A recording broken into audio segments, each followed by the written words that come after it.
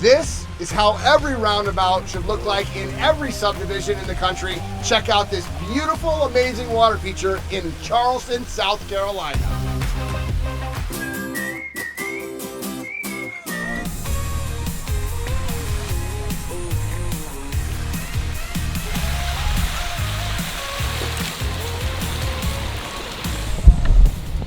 Holy cow.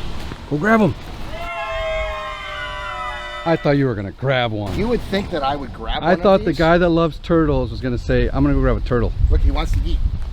He thinks, I don't have something like here. I gotta make it look like I got food for him. Here he comes. Like a little yellow belly cooter. Well, that's no fun. I thought you were actually gonna go in there. I love my job.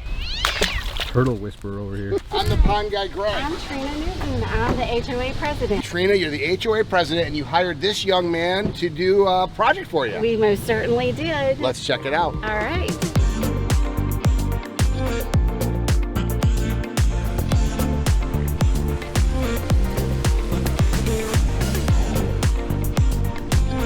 So Trina, you had a problem here, I hear. Yeah. What was here, Trina, before? It was a big white water fountain that didn't work. When we first came to look at the property, it was working. 5 years ago, it was working. That's correct. So you called this guy to fix it, or? There was a process before we called Darby. This is an HOA. You have 264 units. Everyone has an opinion.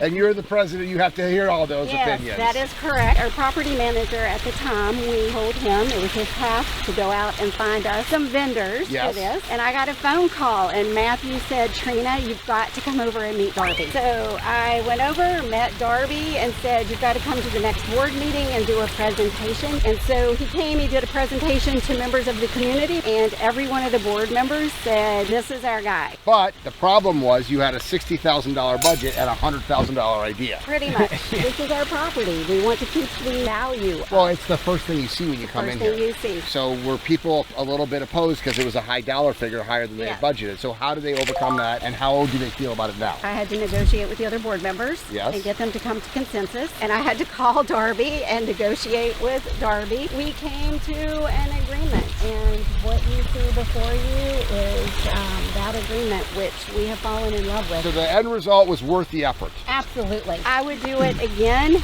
in a heartbeat. Compare and contrast what you used to have to what you currently have. So what we have now, as you can see, is a beautiful water feature that we're not concerned about mosquitoes and algae. And then you have all of the landscaping that blends in. And this is soothing for the units that are right around here. I get lots of emails from them, texts saying, this is so nice for me to listen to in the evening. My husband and I came home last night. There were people sitting on the bench over there. Is it lit up? Of course it's lit up. Okay, so at nighttime it's got to be gorgeous. It's beautiful at nighttime. What we had before was a white concrete cinder block. It was beyond its lifespan. Yes. That's a polite way for me to say what I'm thinking. Well, and here we have paradise.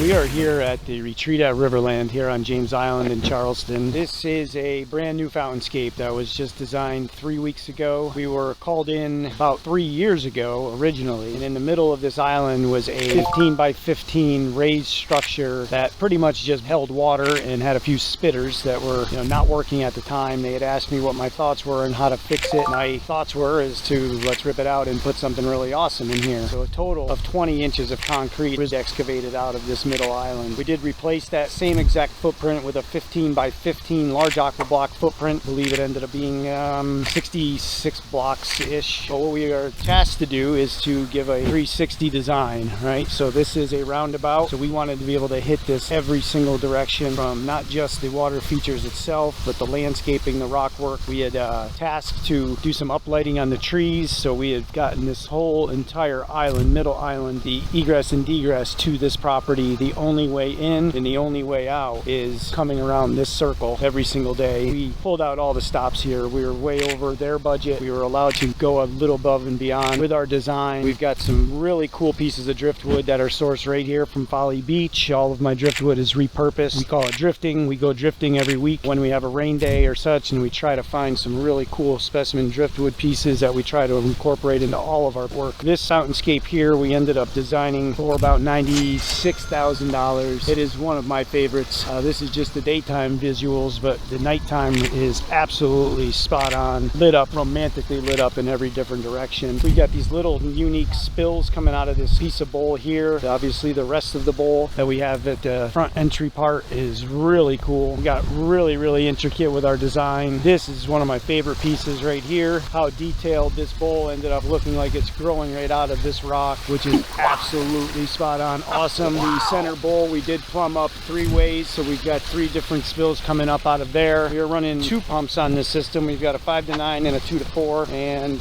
this, well, I say my favorite spot. I think there's a lot of favorite spots here, but if you look at the detail work right here, this is so awesome. You know, this has been manipulated 1,000 times. As you can see how cut in that is, how intricate that detail is in and around that rock work is absolutely awesome. We are super thrilled about this. The HOA is super thrilled. Everyone in the community has just been blown away. As you can see, we've got some bird lovers right here, and this has just turned into the main focal point of this whole entire development. So we have increased the value of not only the homes here, but the emotions and the day-to-day interactions. There's not a time that we're here where people aren't coming through and blowing the horn, thanking us, shaking our hands, getting out of their vehicles, walking up to us, and just being super appreciative of everything that we've done here. So this is one of my favorite water features that we have designed, and it's a great place for these people to be able to call home every day. I am so happy that they decided to do it right the second time. I would say 9 out of 10 decorative water features that I see at subdivisions or commercial projects are done wrong. It's always less expensive to do something right the first time. It's not inexpensive to live the aquascape lifestyle, but could you tell me something that would look better than this water feature at the entranceway to the subdivision? If you're interested in having your subdivision look like this, check out the link below to find a certified aquascape contractor by you. I